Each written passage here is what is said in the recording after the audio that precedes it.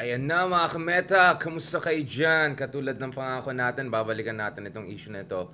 Especially itong column by Jairus Bondok from the Philippine Star kung saan diniscuss na in very much detail, no? Yung some of the questions raised about the technical aspects of the transmission of the results of ng elections ng 2022. Particularly yung concern about uh, at least yung criticism about the supposed integrity of the transmission logs and whether properly na-preserve yung mga yan para ma-double check kung talagang legit yung buong proseso. Again, just to be clear these are just allegations, these are just, skepticisms and critics being raised, but obviously they're worth discussing in light of the fact that of course marami sa ating mga kababayan are still not very much settled on the results of last year's elections, and there's many people who say bakit parang bigla ang bilis yung pasok ng mga election results. Now this is very important because remember when Marcos Jr. himself was questioning his election loss in 2016, his camp also raised some concerns about the disparities in terms of transmission of results from certain parts of the country,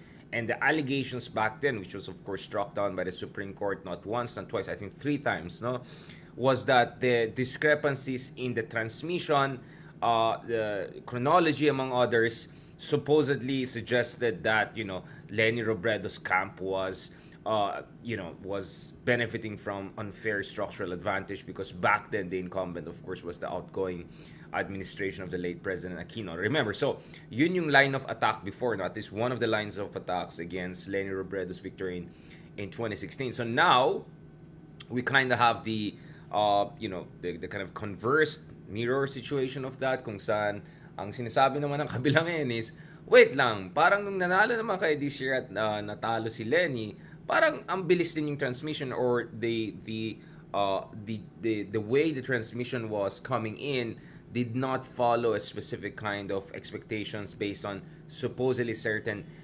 technical and other kind of analysis, no, other kind of analysis. So yun po yung konteksto ng ating discussion. We're not here to cast doubt necessarily on the result of the elections. As you know, mga kameta, I consistently argued last year now when it comes to the result of the elections, it was very much reflective of some of the trend lines we saw in the more legitimate authoritative surveys that were coming out, whether this was the SWS survey, whether this was the Pulse Asia survey, among others.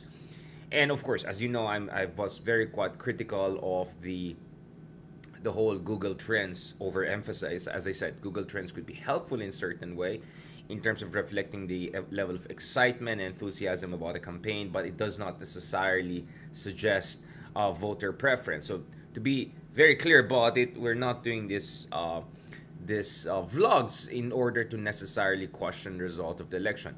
Nevertheless, mga kameta, we have a very interesting situation here because you have at least two former members of the Armed Forces of the Philippines, including one former colonel, one former general, deputy chief of AFP, who also happens to be, so I'm talking about General Rio, who also happens to be the former Undersecretary and Acting Secretary of the Department of Information Communication Technology. So we have relatively high-level people from military technical background, in the case of Rio from engineering, electrical engineering background, who are raising some of these concerns.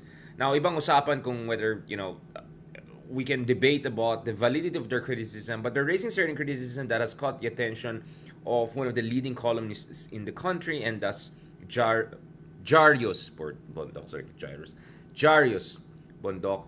Now, I want to go into this, mga kameta, also because, remember, we had an interesting situation last year kung saan si then Vice President Leni Robredo did not legally challenge the results, but she came out with quite an interesting intervention. Parang ayon sa kanya, she called on her followers to accept the results.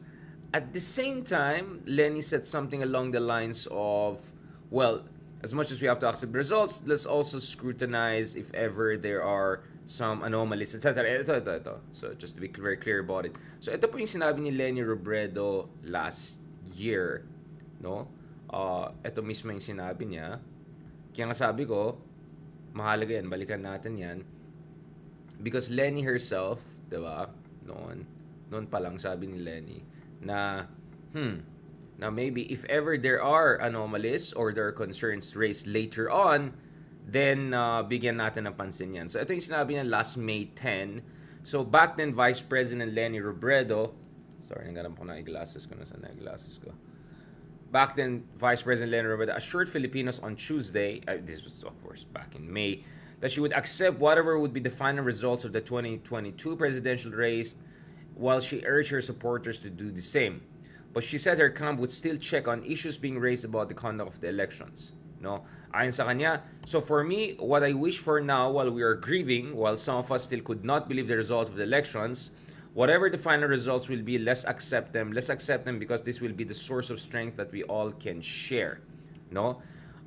So this is the stance. I am not saying we'll not pay attention to the problem being relayed to us. I suppose some of these issues that we're discussing now. What I mean is there's a bigger fight. Our fight does not end with the elections. Many eyes were open, many minds woke up. The fight continues.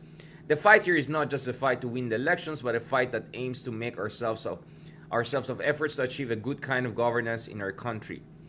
Ayon din sa kanya, I hope there are no regrets in our hearts and minds. We know we did everything, all the industriousness, all the sacrifices. Probably most likely she was talking about the volunteers, especially not only me, but most of all you. I saw what you offered to these elections. I hope what we offered we can bring to the bigger fight we have to face. So she's saying that the fight for democracy will be a long-term kind of challenge. Eventually, of course, she garnered around 15 million votes, but a good number of her supporters have raised questions about that. Now, interestingly, the other day, Leni Robredo, she had also nakita ko yan, meron siyang interview with ABS-CBN kung saan pinag-usapan niya also about how angat buhay, how other parallel efforts of civic activism, how her interventions and speeches across the country, including during speeches to different universities and graduates, that she's trying to help a lot of people to get through the grieving process and to go beyond despondency and despair. Yun po yung interview ni former Vice President Leni Robredo the other day sa ABS-CBN. I'm trying to just bring it out because she had some... Okay. Yeah, this is March 29, no? Post lang natin yan, mga kameta, para makita nyo. As I said again, of course, with Lele Claudio the other day, we had this podcast about discussing whether there's a crisis of opposition. I had my own separate vlog kung saan pinag-usapan ko the necessity about a kind of a post-mortem, proper reflection paper analysis of what went right and what went wrong. Now, interestingly, at the same time, Leni Robredo had this interview with ANC, ABS-CBN, so I suggest you guys check it out. It's quite an interesting one, and it's always interesting to see what the former vice president has to say about this. So ayon kay Leni Robredo, there was a light that was sparked in her supporters' heart and encouraged them to channel their grief positively when she lost in the 2022 national elections by establishing what was once a program under Vice Presidency Angat Boy Foundation. Again, I like this because the emphasis there is positive channeling of grief, which is precisely what I've been saying for the past few months or so, which is yung so cappuccino to, okay. Cappuccino, alam niyo naman, necesidad cappuccino. No, the reason I talk about this, mga kameta, is because as I said, diba, yung toxic style ng mga anonymous bloggers na supposedly pro-Leni, etc., it's not helping anyone. Yung pathetic attempts nila to try to cancel out Vico or cancel me, like anong gusto yung mangyari, diba? You're like, you wanna get, you know what I'm saying, right? It's like a lightweight taking on heavyweights. Like, it's not gonna work, my friend. So pathetic yung ganyan toxicity, no, yung attempts to try to cancel other people, and then there's some charlatans there na pa-intellectual, etc., while trying to also, yung style na everything this admin does is automatically wrong kind of attitude, etc., which kind of makes half of their analysis laughable. So what Leni is saying, let's not go for toxic process of denialisms, for the toxic process of just attacking anyone who doesn't buy exactly our version of things or your version of things, especially more hardline supporters. Don't go out there and alienating people and trying to cancel people right and left. And I would say, I mean, it doesn't make sense. How can you cancel others when hindi na kayo ganun ka-relevant, diba? But going back to this, mga kameta, I like how Vice President Leni Robredo emphasized the need for positive channeling of grief and why you have to get into civic activism, etc. Although, sabi ko, it has to go more than that. We have to have a reflection about what she believes, went right, went wrong, what are the things she has to build on. I don't know, maybe they want to do surprise later on again, just like what they did last time. But again, you need preparations when it comes to these things. And sometimes mga last minute, 11th hour, tatay style kind of, I'll run for president, etc. I'm not sure about that, diba? Whether it can work. But then again, we hear from no less than the former vice president telling her supporters to positively channel whatever frustrations, concerns they have. At the same time, you have also the vice president, right, saying a year earlier, no, na if there are some concerns being raised with the election results, then tignan natin, right? So I want to also see what does the vice president have, former vice president and attorney Leni Robredo have to say about this. Now, let's go to what Jarius has been saying. Lang, ba't nawala dito? Basahin natin yung sinasabi niya. Second, mga kameta, hanapin ko lang yung glasses ko. Wala na, Zadi na. Ayan. Yeah. Ito. So, basahin natin itong article ni Jarius. Yeah, dyan naman meron, di ba? Okay.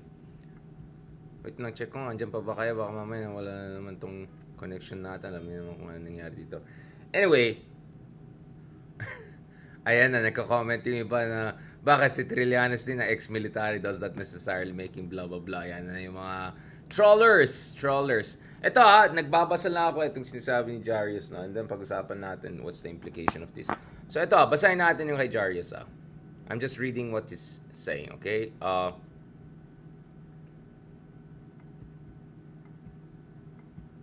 Okay, magalit. Relax lang. Chill lang. Ayan.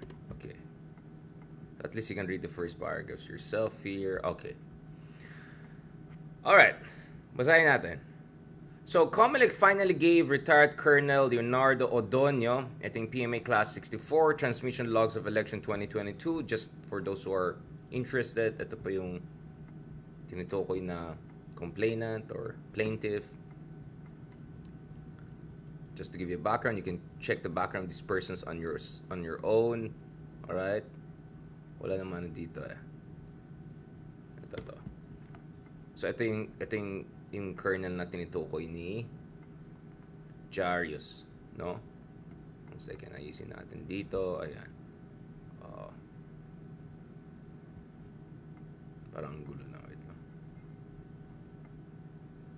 Alin natin dito. Okay.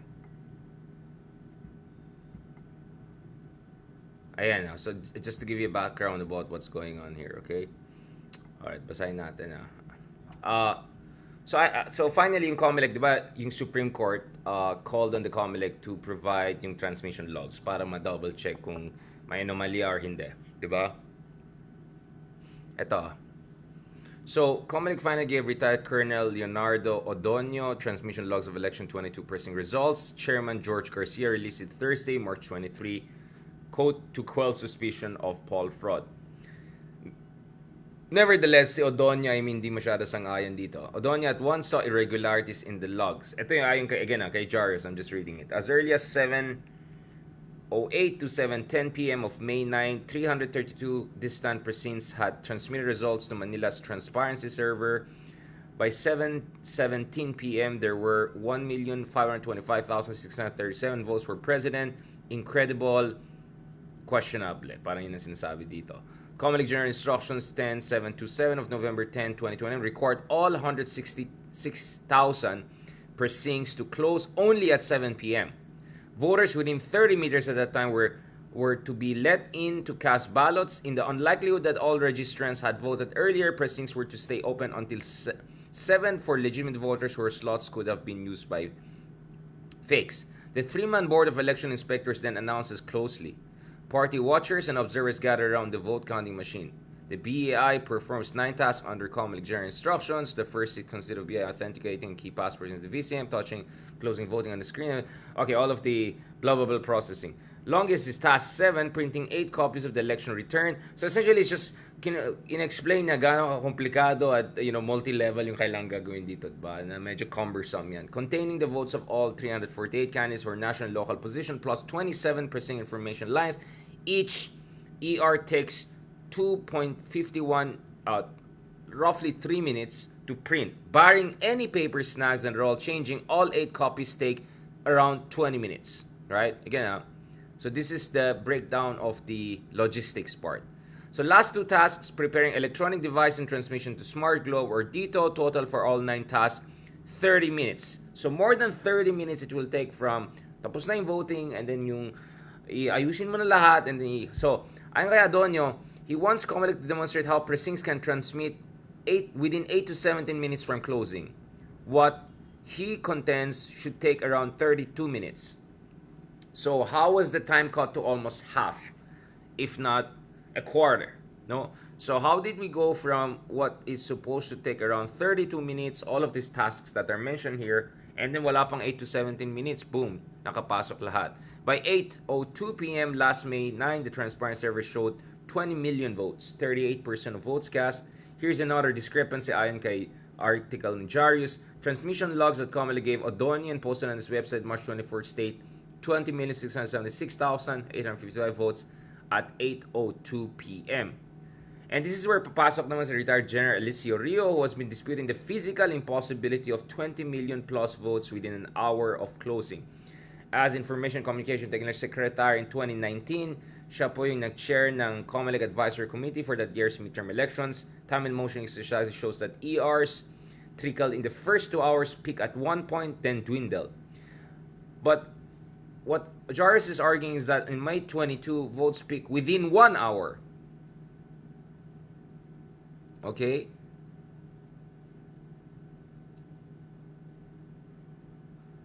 A first in Philippines elections or elsewhere, sabi ni Rio, medyo sarcastic yata. Comelec showed that in automatic election of 2010, 2013, 2016, 2010, votes peak only after the second hour. So parang bilis. Peak came at first hour rather than second hour. Yung po yung sinasabi ni General Rio.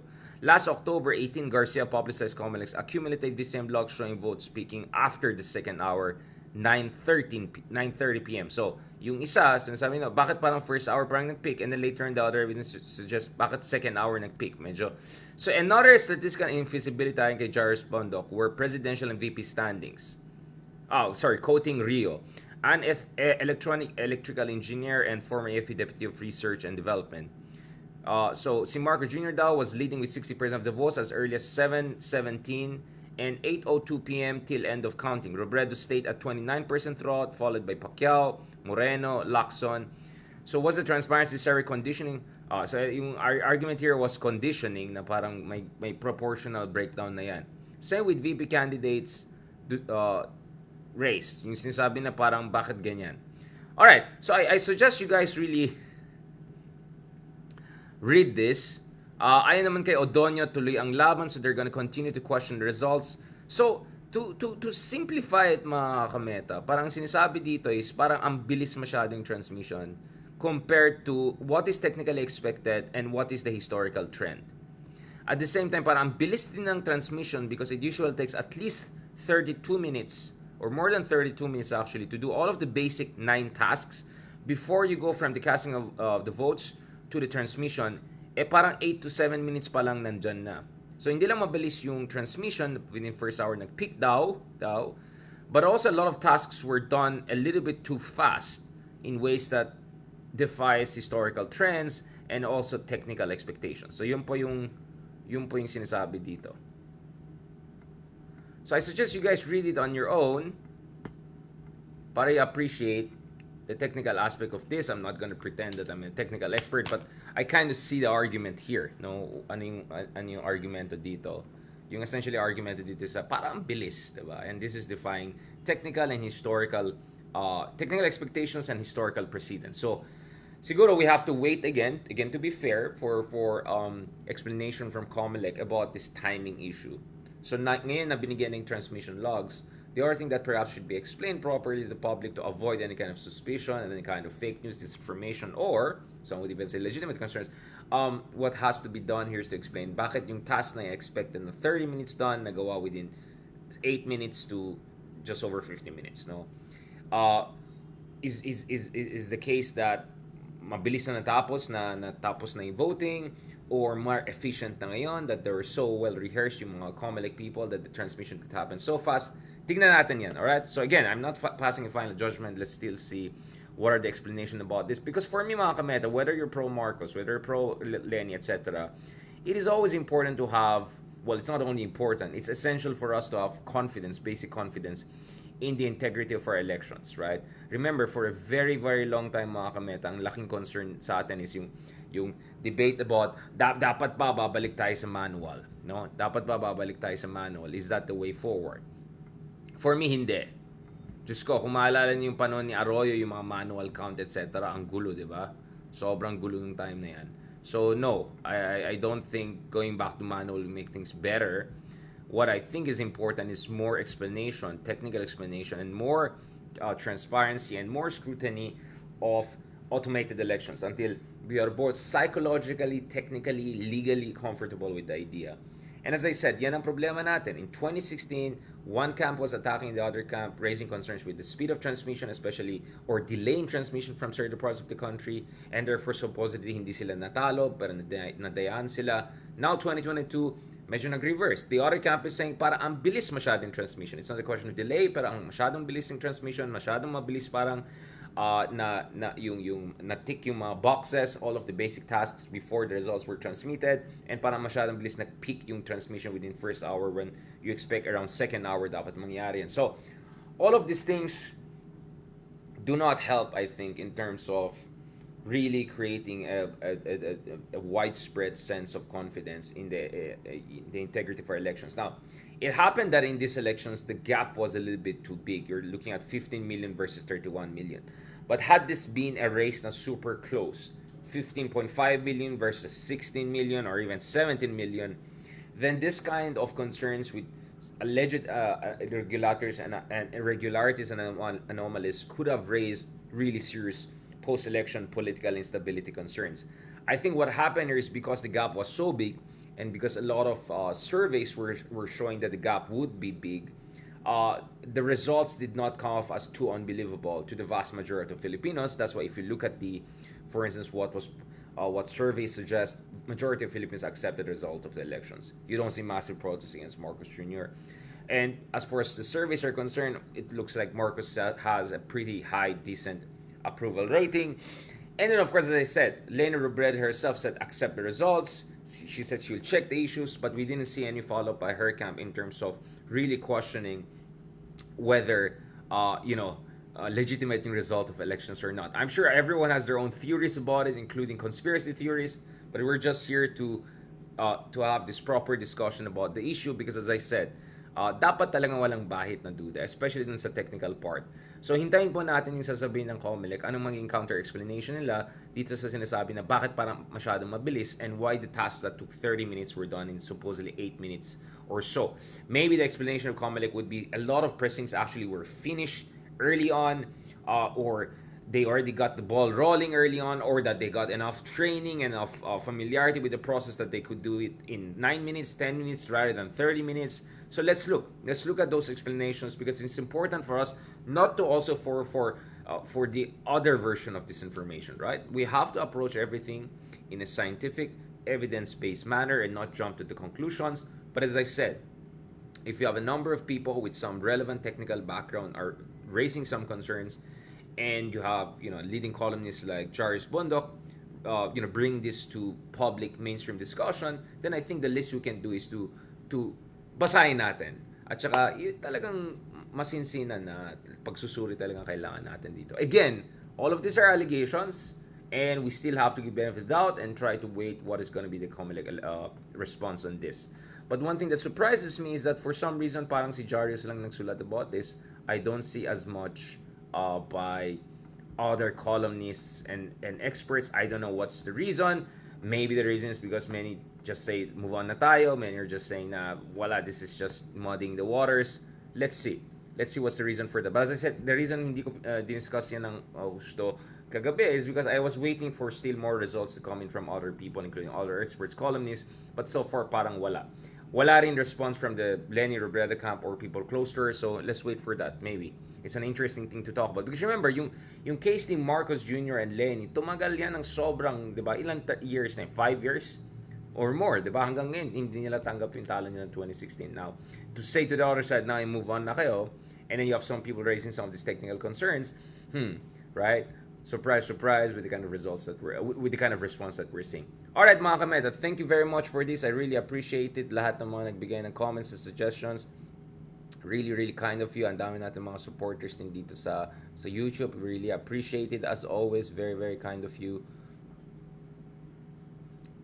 Let me also double check here. Andiyan ba kayo? 1 second. Ayan, I just see some. Ayan, baka makawala na naman yan. Yan, thank you kay Marichu Bartaloba, kay Adelaide Alzate. Ayan. No, ayan. Well, nag-aaway-away na kayo. Mamaya na kayo magbardagulan. Hindi na ako damay kay Madrigal. Hey, as always, thank you for joining us. Edgardo Santos, thank you. Rebella Louie, thank you very much for joining us. Kay Ma'am Kat Rodriguez, as always, also thank you for joining us. Ayan, maraming mga supporters natin dito. Nako po, nagbabardagulan na dito sa comment sections. Yan, mga Mangkanor. Mga comments ng Mangkanor. Ayan, issues. Yung iba about Comelec. Kamusta rin kay Senan Makalala. Thank you for joining us also here. Yung ba yung Ozay? Down under. Alright, thank you very much again, guys. And talk to you soon.